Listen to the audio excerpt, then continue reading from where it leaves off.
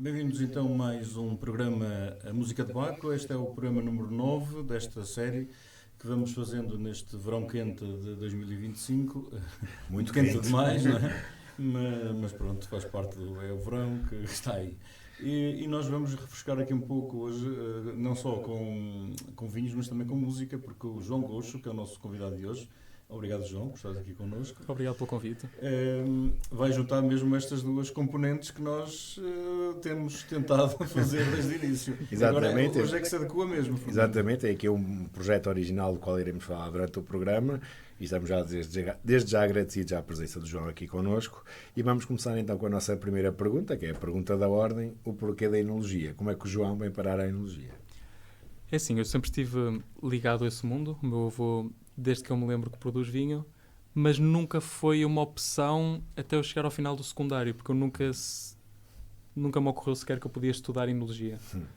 Então quando cheguei ao final do secundário e finalmente surgiu a oportunidade de eu pensar um bocadinho no assunto, os meus pais trouxeram-me a Vila Real porque foi a cidade onde eles estudaram.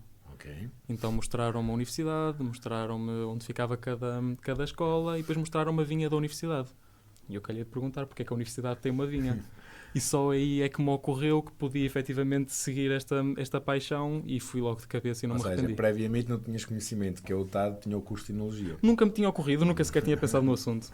Então o clique podemos dizer que te se terá dado nessa altura em que viste a vinha. Foi exatamente nesse momento.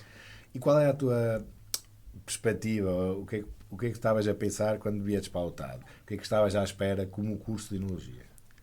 Estava principalmente à espera de aprender a pensar como um enólogo. Okay. Porque o processo de fazer vinho, todos nós sabemos, qualquer pessoa faz vinho em casa. Mas eu estava mesmo à espera de aprender como pensa um enólogo, porque toda a gente sabe que vir tirar um curso não é equivalente a ter conhecimentos. Claro. Mas é o equivalente a aprender a adquiri-los. E era exatamente isso que eu estava à espera.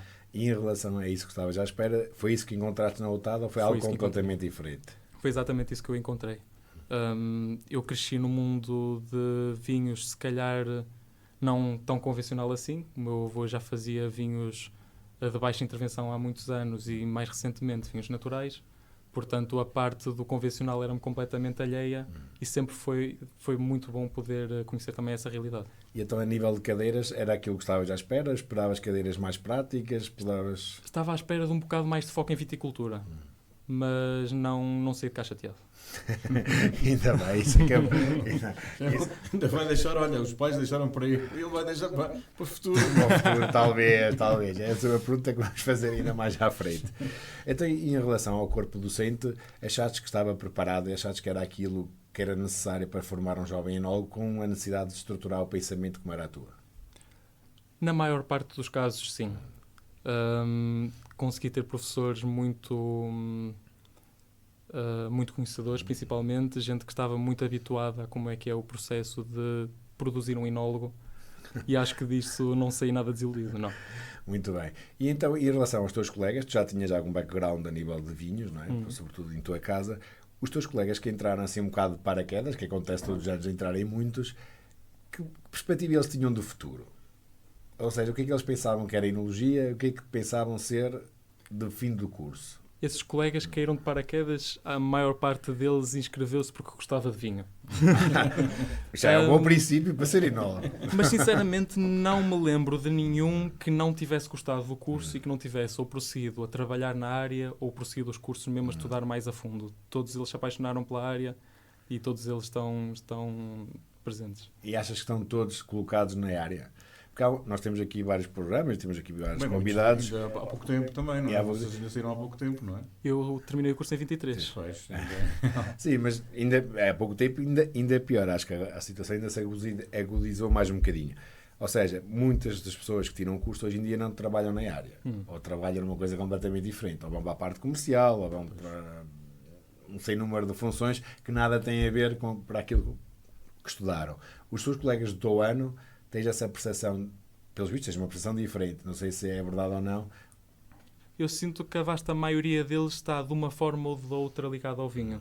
Nem todos estão com a profissão de enólogo, mas muitos estão a fazer trabalho ou de adegueiro, ou de venda de vinhos, ou de RP, mas a vasta maioria sinto que está ligado ao vinho de uma forma, embora Já não adequada, mas sim, pronto. Mas também já é bom continuarem no mundo, não é? Claro que sim.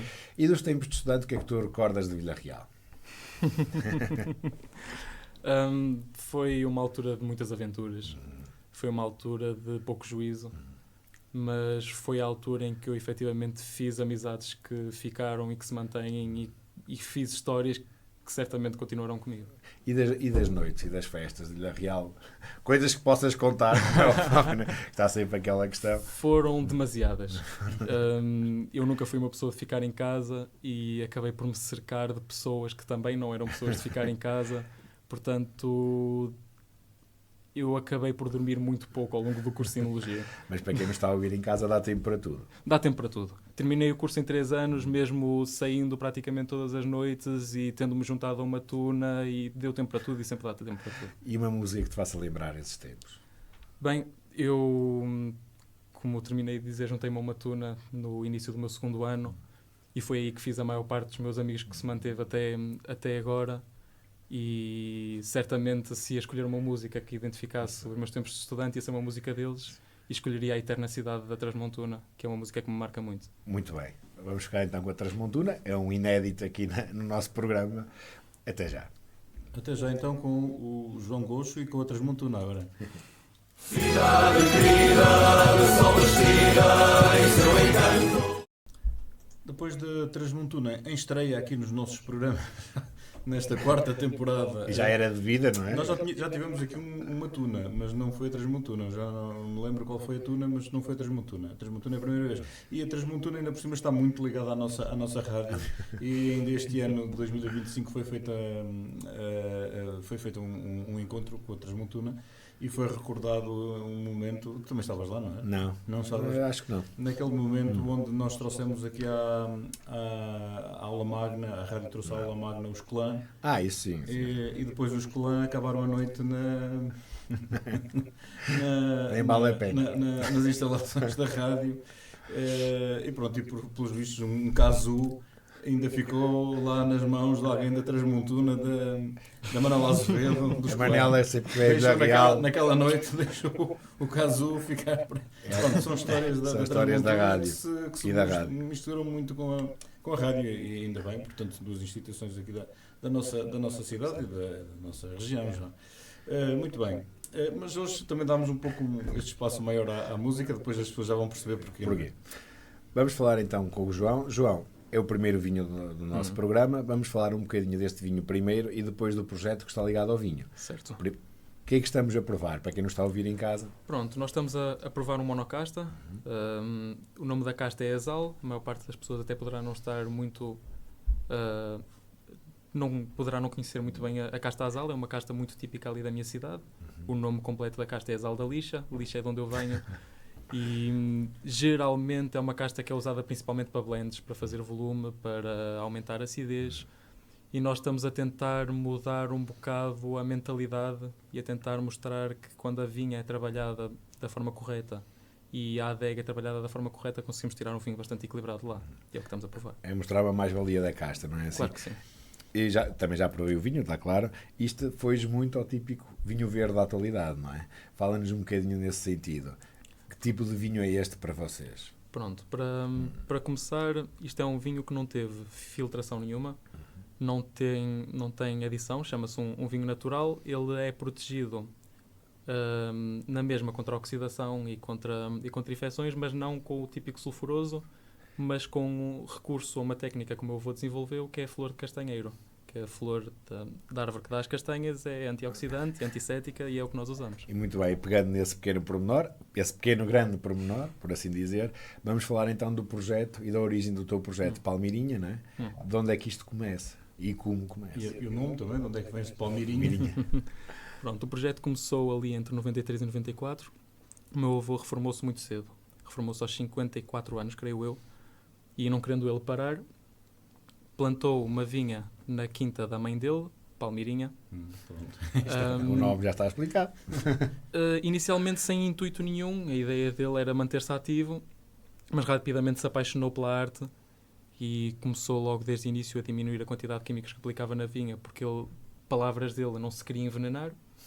o que o levou à agricultura biológica, que na altura ainda estava num estado muito rudimentar em Portugal, ainda havia muito pouca gente a falar de forma séria da agricultura biológica, e esse núcleo de pessoas apresentaram-lhe um conceito que é o conceito da agricultura biodinâmica.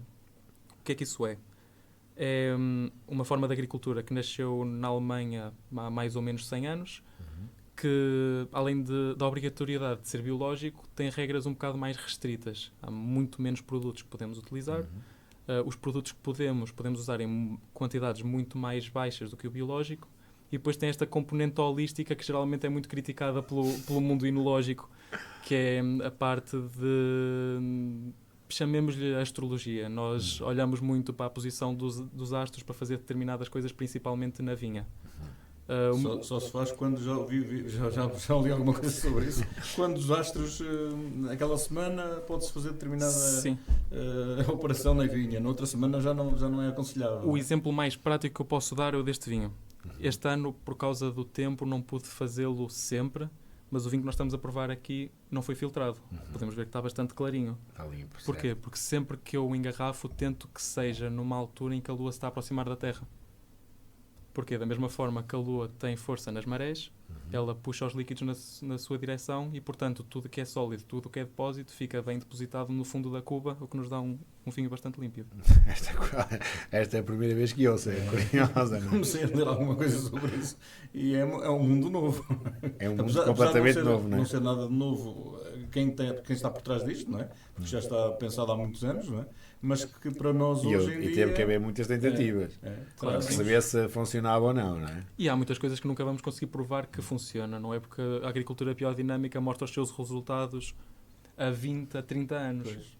Eu tive a chance de crescer numa vinha que tem agricultura biodinâmica praticamente desde que eu era mesmo pequenino, então eu sou talvez uma das 2 ou 3 pessoas que teve efetivamente a chance De crescer já com de isso. ver a diferença que faz uma agricultura biodinâmica com muito tempo num terreno e ver a diferença da cor da terra como era quando eu era pequeno, como é agora, que é completamente preta, da fofura da terra, que eu parece que estou a caminhar por cima de almofadas, apesar de vez em quando temos máquinas lá a passar e, como sabemos, as máquinas compactam o solo, temos o solo muito arejado,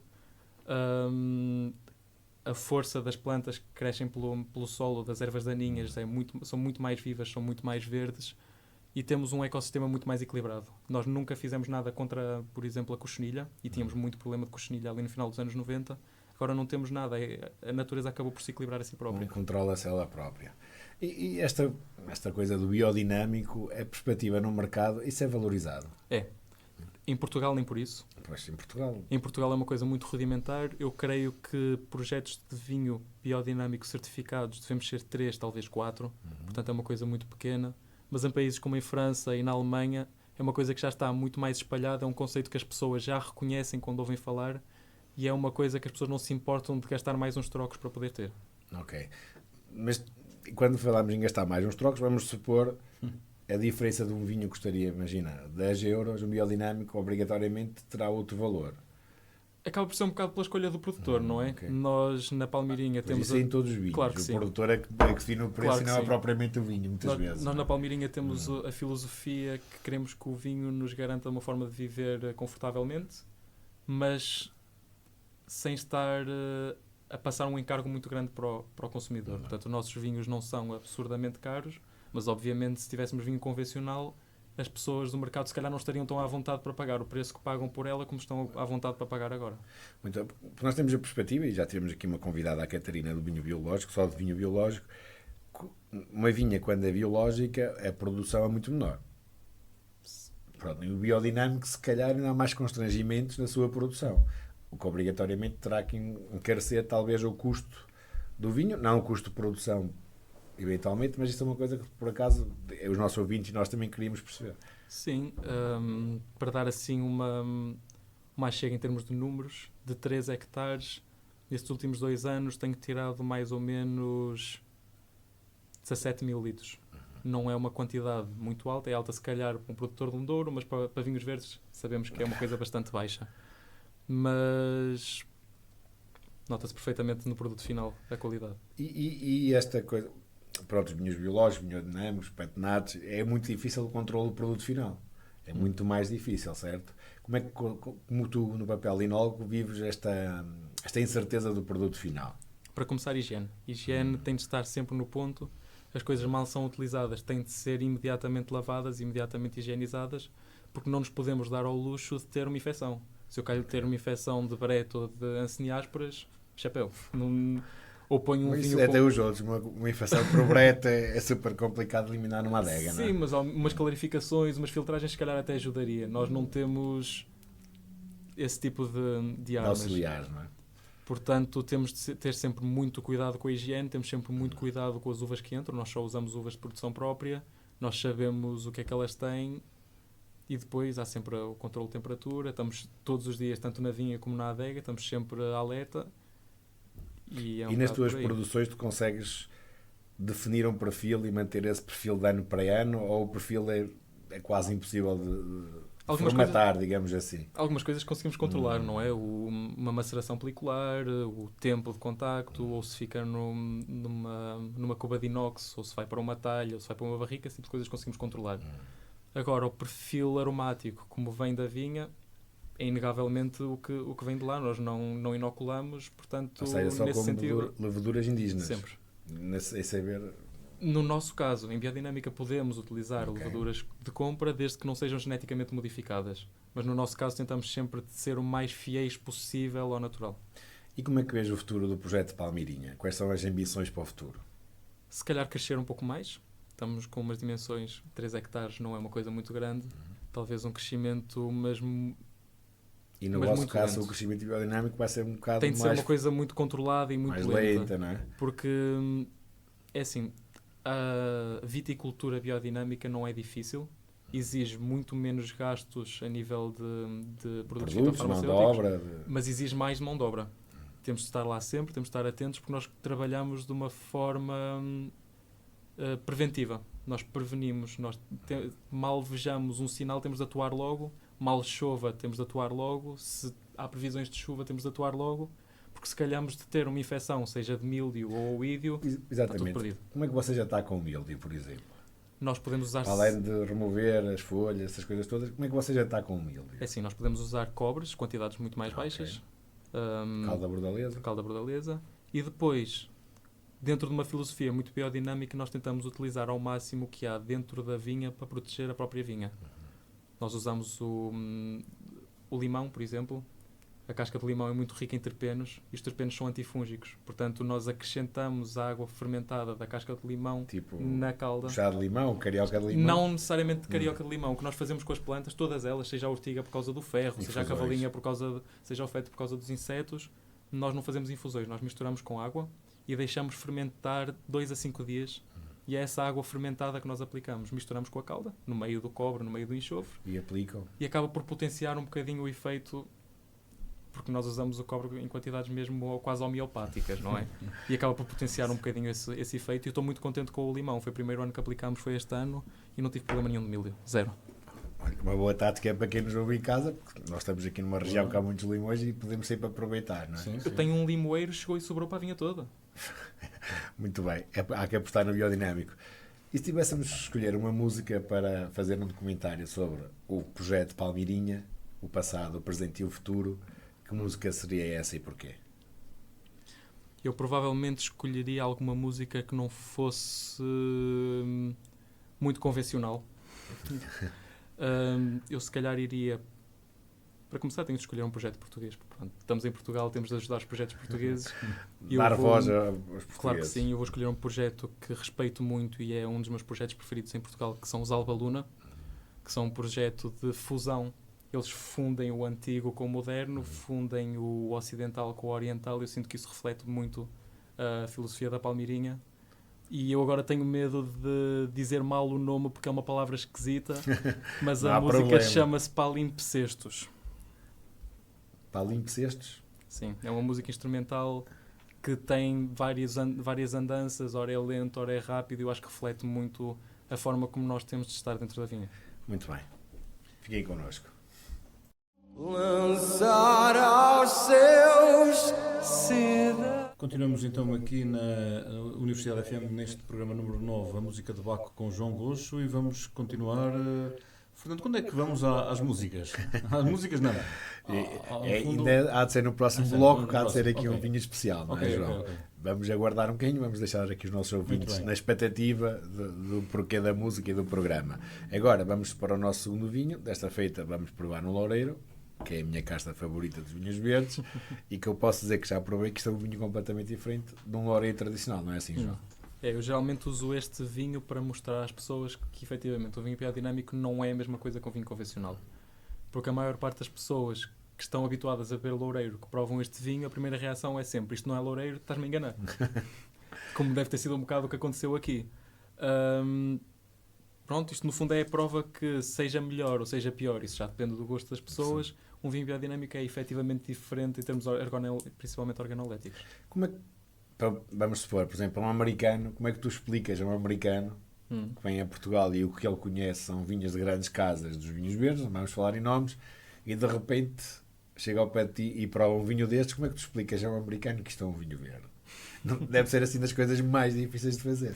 Dependendo da pessoa, muitas vezes recorro à velha máxima: se é da região dos vinhos verdes, é um vinho verde.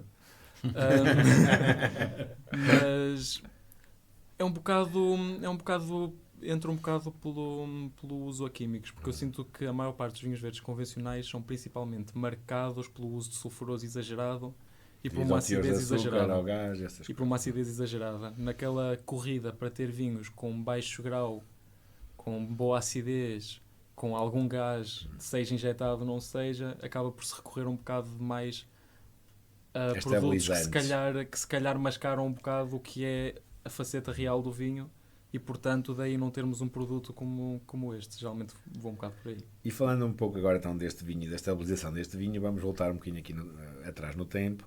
Falaste que a estabilização destes vinhos era feita com flor de castanheiro. Okay? Como é que isto surgiu? Porque na região dos vinhos verdes penso eu que não haverá assim tantos castanheiros. Ponto número 1. Né? E de onde vem a inspiração desta ideia? Por exemplo, nós sabemos que o lúpulo da cerveja aparece por causa da necessidade de mandar a cerveja de Inglaterra para as colónias, e o lúpulo descobriu-se que servia como conservante, antioxidante. Como é que vocês chegaram à flor de castanheiro? Esta descoberta deveu-se muito ao que nós estamos a fazer agora. O meu avô estava a conduzir, estava a ouvir uma entrevista numa rádio, e estava uma professora do Politécnico de Bragança a explicar como descobriram que dava para proteger queijo com flor de castanheiro. Ok. Daí, No Bragança, castanheiros. Ok. No meio desse discurso, ela usa a palavra mágica antioxidante. Então o meu avô mal chegou a casa, telemóvel, contactou logo com a professora: eu quero experimentar isso com o vinho, quando é que começamos? Então foi logo desde aí, foi logo um projeto a pares, o Politécnico de Bragança do lado deles, nós cá com a parte prática, e efetivamente comprovou-se que funciona tão bem, ou melhor, como os sulfitos a proteger o vinho. E recentemente, pela primeira vez, pudemos abrir um vinho de cada ano até 2016, que foi quando começou o projeto, e posso garantir que quanto mais antigo, melhor estava o vinho. E essa questão da flor, ela é apanhada uma a uma? Como é que vocês... O castanheiro tem 2 tipos de flores. Tem a feminina, que é que se transforma numa castanha, e a masculina, que só está lá para inseminar e depois cai. Que é essa que vocês aproveitam? Essa que cai no início de agosto. Nós pomos uma rede por baixo da árvore, só temos uma árvore e chega e sobra para todo o vinho que nós fazemos. Ela cai na rede. Coisas tão simples, não é? Ela cai na rede, secamos, fazemos em pó, e na altura da vindima aplicamos no mosto, e não é preciso fazer mais nada. Não é como o sulfuroso, que sempre que fazemos alguma coisa na cuba acrescentamos mais um bocadinho. Aquilo, se está protegido agora, vai ficar protegido. Ou seja, tem uma garantia de longevidade superior?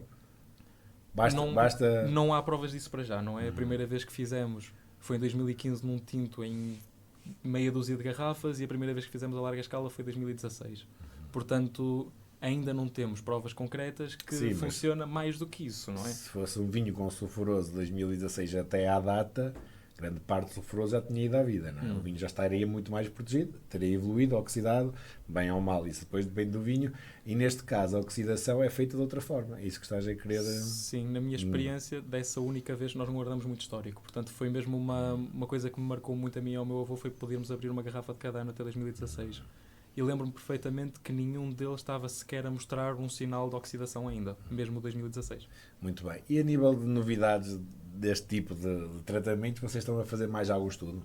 há mais alguma coisa em perspectiva para o futuro? Eu tenho algumas ideias a começar talvez a partir do próximo ano, mas para já, como ainda não tenho nada a proteger-me, tenho de Mas manter. não deixam de ser ideias com bases empíricas, digamos assim, em coisas que se faziam há muito tempo, mas que podias registar como patente. Está patenteado. O meu avô já cedeu Da a Flor patente. Castanheiro, Sim, sabe? Ok. está patenteado, a patente já foi cedida a um grupo que já está a comercializar um produto à base da Flor do Castanheiro. Mas já é alterado quimicamente. Não posso dizer, não faço ideia. Não é comigo. Normalmente, quando as grandes Isto- empresas compram isto, depois alteram para Pois, não consigo em vista mesmo ao dizer. lucro e não propriamente. E falando agora um bocadinho do mundo biodinâmico dos vinhos, a nível do mundo, qual é assim o país que representa a maior fatia da produção do biodinâmico? Se tens ideia, não é? Eu acho que assim, a nível de números, facilmente França e Alemanha juntas devem ser 60% a 70% da produção mundial.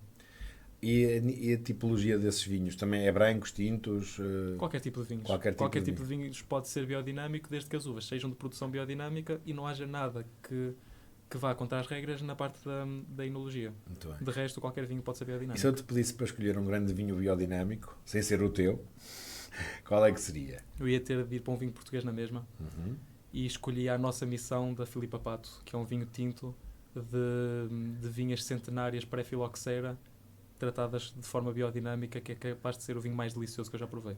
Muito bem. E uma grande música para acompanhar esse grande vinho? Uma grande música para acompanhar esse grande vinho.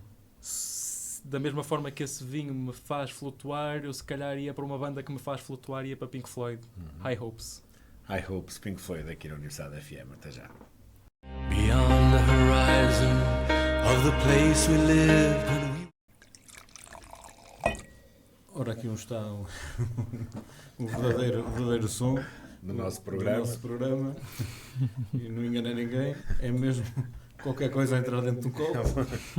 E do qualquer coisa vamos agora falar a seguir, porque começa por ser uma cor completamente também diferente daquilo que nós estamos habituados. Exatamente. Normal. Não é? E agora vamos dar um passo no sentido da mais-valia que o João traz ao projeto que era do seu avô. Certo? Fala-nos um bocadinho desse projeto. Temos aqui uma coisa completamente diferente. A nível de nome, de rótulo, de tudo, mesmo do vinho. Para quem não está a ouvir em casa, este é o nosso primeiro Orange Wine do programa. Explica-nos um bocadinho este conceito. E o que é o Orange Wine? Assim, primeiro para explicar porque é um nome diferente e um rótulo diferente. Os 3 palmeirinhas iniciais, Azal, Loureiro e Curtimenta, já o meu avô fazia quando era ele a gerir o projeto. E quando eu o assumi, a primeira coisa que eu deixei bem assente é que não queria estar a desvirtuar o que ele idealizou para o projeto, não é? Ele tinha a ideia dele do que devia ser o projeto Palmeirinha e eu isso pretendo manter quase como um museu em homenagem a ele. Tudo que seja experiências malucas da minha parte, como é o caso do Exordium, terão um nome diferente, um rótulo diferente e até o formato da garrafa diferente, mesmo para distanciar. Para distanciar o máximo possível. Então, Um Orange Wine, no fundo, e assim muito trocado por miúdos, é um vinho branco feito com o método do vinho tinto. As uvas são esmagadas e são deixadas em lagar para extrair tudo o que é taninos, tudo o que é cor das películas antes de serem prensadas e passar para a cuva. ou seja, é o método mais antigo, que antigamente também faziam assim, branco à deixavam moda no antiga. lagar de granito, só que isto com uma versão muito mais moderna e muito mais trabalhada, não é?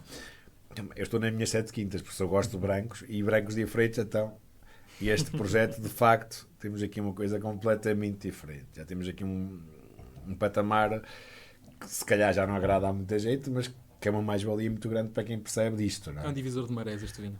Mas vamos regressar ao nome, que não explicados de onde é que veio o nome Exordium, que é assim um nome difícil para quem nos ouve em casa, e também de onde é que vem o design deste nosso rótulo que estamos aqui a ver, que também é uma coisa que está diferente e engraçada. Pronto, um exórdio, em português, é o início de um discurso. É mais usado em filosofia, mas é o início de um discurso, é um prelúdio, é um começo. Neste caso, marcaria o começo da tua mão no projeto. Exatamente. Ok. O rótulo foi desenvolvido pela Leonor Batista, a minha namorada.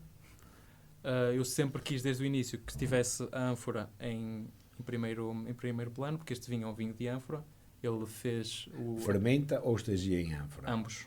Ele fermentou em contacto com as películas dentro da ânfora e ainda estagiou em contacto com as películas mais tempo. Ele ficou 1 mês e meio dentro da ânfora. Para quem nos ouve em casa, que os nossos ouvintes, alguns não estão ligados ao meio, não é? E têm um bocado de dificuldade em perceber alguns termos técnicos, vamos explicar então como é que tu fizeste este vinho e o que é uma ânfora. Pronto. Faz-nos este trajeto desde a vinha até ao produto final. Pronto, esta vinha é a vinha mais recente que nós temos, foi plantada no meu ano de caldoiro. E, portanto, vindo eu com todas estas novas ideias da UTAD e o novo estudante de enologia, apliquei logo algumas diferenças. A vinha não está em cordão, está em goiô duplo, está mais baixa, e essas uvas é que deram origem a este vinho. Isto é um vinho praticamente só de arinto, deve ter se calhar 5 ou 10% de loureiro, e as uvas foram esmagadas com esmagador para dentro de uma talha ou de uma ânfora, que no fundo é um depósito feito de barro, assim mais arredondado para permitir as correntes de convecção fazerem as batonagens, mexerem as borras do vinho. E ficou assim 1 mês e meio antes dessas massas serem prensadas e ficarem numa cuba, onde sofreu batonagens sucessivas além dessas. Portanto, eu ainda fui lá e mexi mais as borras mais umas vezes até dezembro e, entretanto, foi engarrafado há coisa de meio mês, talvez. E esse mistura das borras, o que a gente determina como batonagem, não é? Para quem nos ouve em casa, temos que esclarecer aqui um bocadinho. As borras não são as borras grossas de fermentação, são sempre as borras finas. Borras não é? finas. Que é para as pessoas depois não pensarem que a gente diz, mas ainda já passou o vinho a limpar, ainda não, porque as borras fazem melhor vinho. Não fazem, não é? Não, as borras finas fazem melhor vinho. E nesse processo de batonagem, vocês aí já usam a flor de castanheiro? Isto já é uma pergunta mais da curiosidade técnica minha, não é? Claro. Eu uso a flor pré-fermentativo.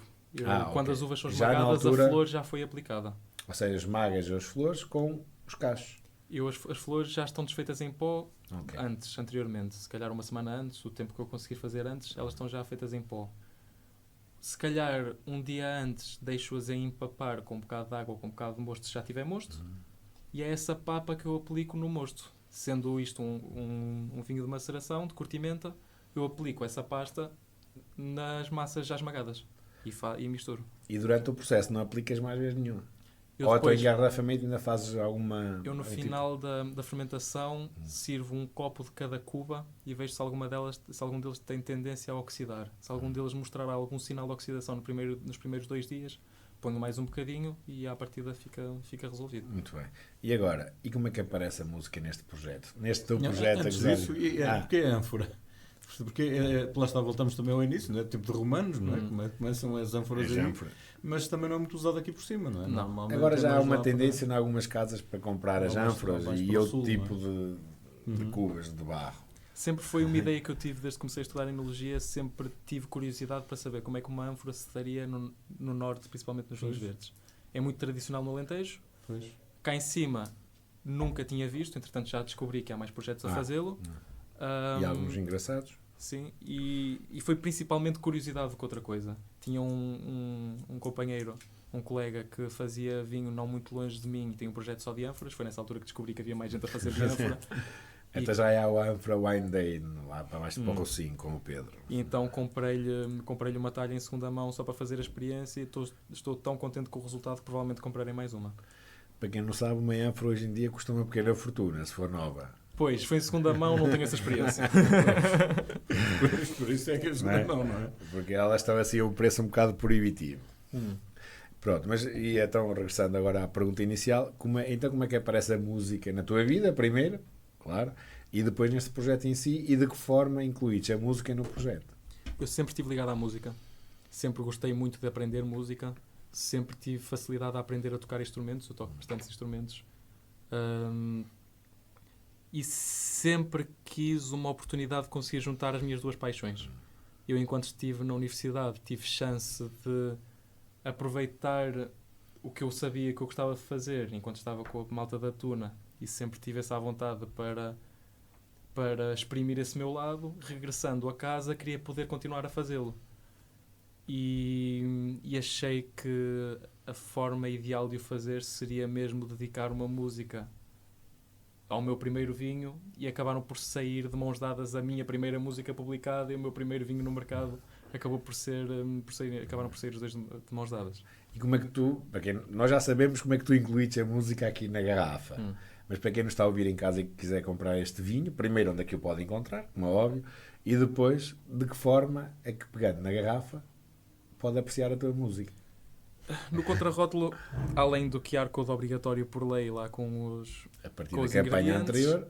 também tem outro QR Code, mais chamativo um bocadinho, e as pessoas lendo o QR Code são levadas para o YouTube, onde poderão ouvir a música enquanto estão a provar o vinho. Que é isso que nós vamos fazer agora. Vamos passar o QR Code e vamos ouvir a música do João e depois falaremos mais um bocadinho acerca da música. Até já.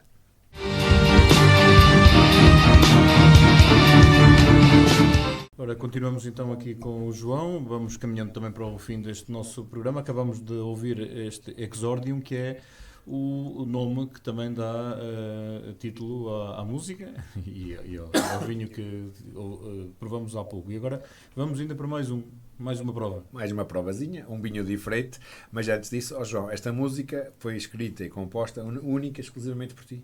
Pode ter tido algum bitite de algum amigo meu de vez em quando, mas foi trabalho próprio. E a composição foi toda da tua responsabilidade, os instrumentos? A Estavas a dizer que tocas foi- vários instrumentos? A composição foi, uma boa parte dos instrumentos toco-os, outros são computador, e depois um grande amigo meu veio-me ajudar e veio tocar bateria por mim.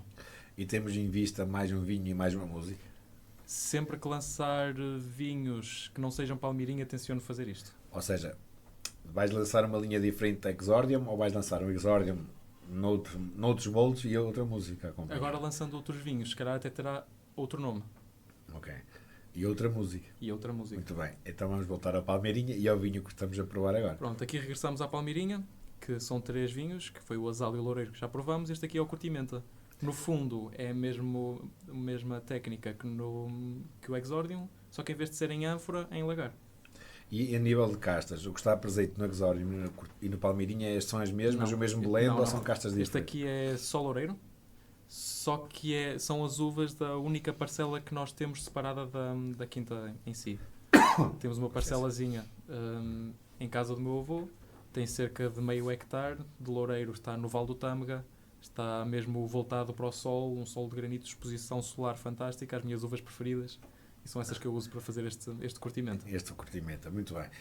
E falando um bocadinho de castas e da tua vivência com elas, nesta questão da biodinâmica, quais são as castas que tu achas que melhor se adequam para quem quiser neste...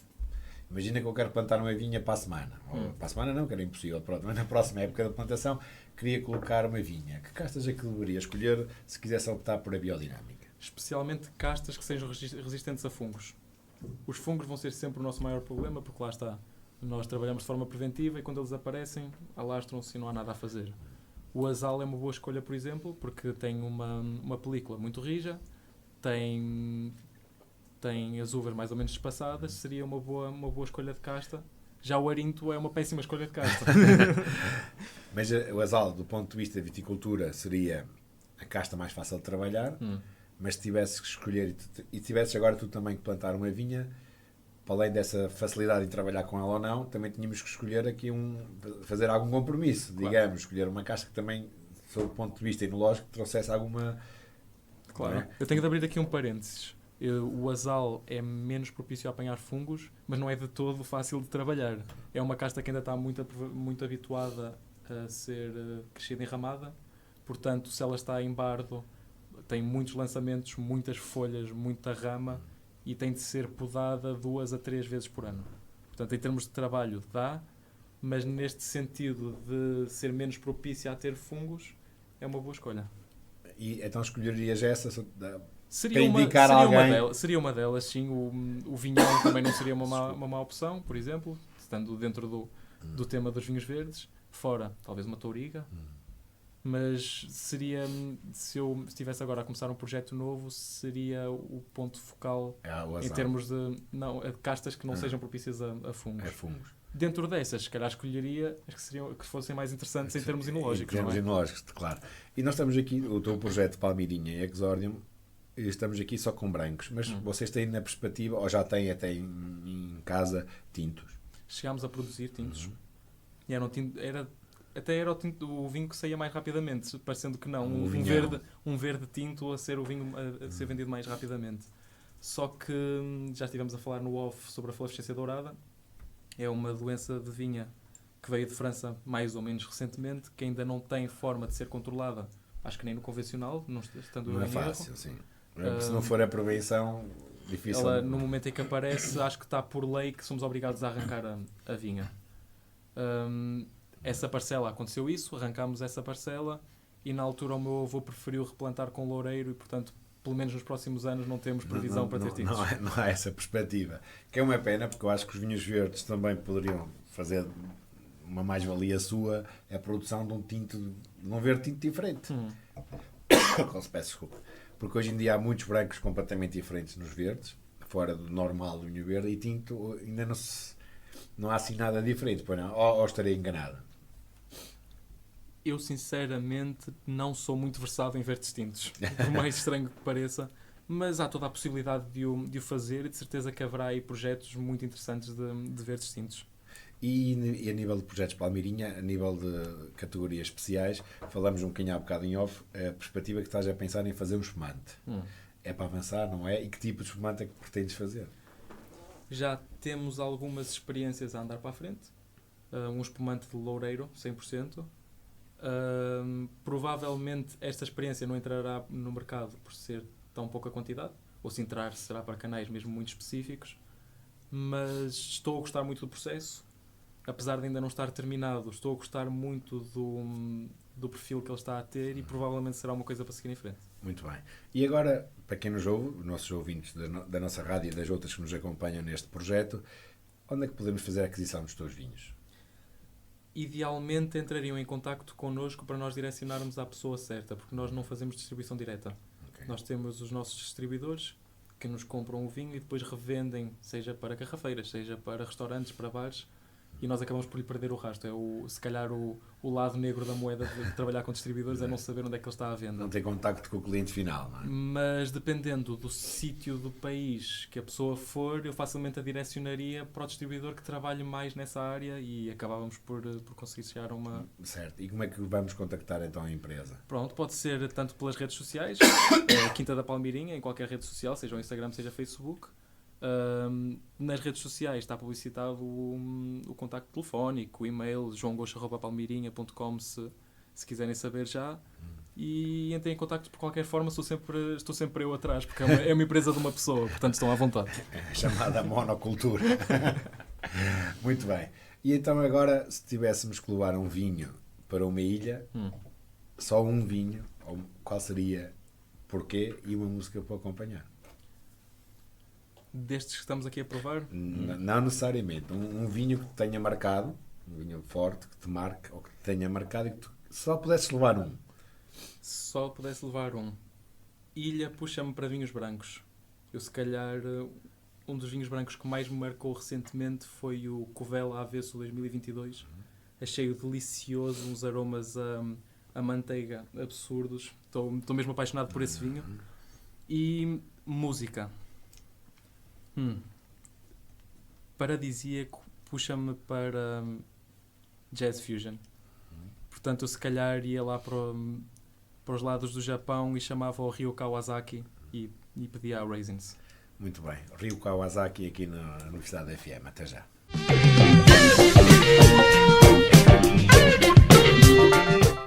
Vamos então fechar o nosso programa hoje com o João Gosto, com uma forma assim um pouco diferente também. Já temos tido outras formas diferentes, não é? Já tivemos aqui música ao vivo, aqui no encerramento da última temporada. Exatamente, e o convidado, em vez de escolher a música, tocava. Tocou eu. E agora também tivemos hoje aqui um momento também diferente. E portanto vamos então para o fim. Antes de eu fazer a entrega da garrafa, vamos para o mito ou verdade, não é? João, mito ou verdade? Antigamente dizia-se, e ainda se diz em algumas aldeias, que não se deve engarrafar o vinho quando se está a trovejar. Verdade ou mentira? E tu, até se aplica um bocadinho aqui ao nosso conceito, não é? Eu diria talvez verdade. Da mesma forma que a lua poderá ter algum efeito, nunca se sabe o que é que a eletricidade poderá fazer também. Se eu já experimentei engarrafar debaixo de trovoada, se calhar não tenho essa experiência. Se calhar para a próxima. Mas se calhar mais vale ter esse cuidado. Muito bem, então seria verdade. Muito bem, então, João, vamos para o fim. Portanto, eu vou-te deixar aqui a garrafa que trouxe-nos o Nuno Falgar, foi o nosso último convidado, que é o Bitria de Ouro, uma reserva 2020, que é da adega de Mesão Frio. Não sei se conheces este produto. Certamente passarei a conhecer. Pronto, mas fica então aqui para tu conheceres, então ainda bem.